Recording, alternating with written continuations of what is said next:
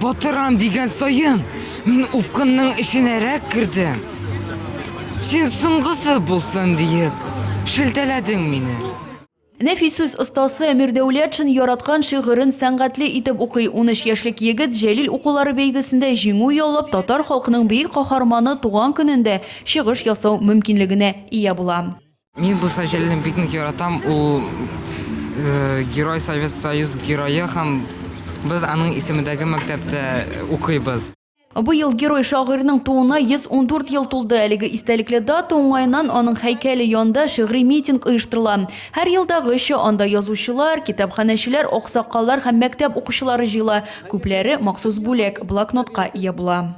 Таң белән килделәр кешеләр, күрделәр яралы егетне, яртыла шул тайган исеннән, шулай да яшәве өметле. Муса Җәлил поэзиясенең иң югары ноктасы Моабит дәфтәре. Патриот шагыйрь әлеге иҗат җимешләрен төрмәдә яза. Сугыш вакытында ул нык яраланып фашистлар тырнагына эләгә, шунда үтерелә дә.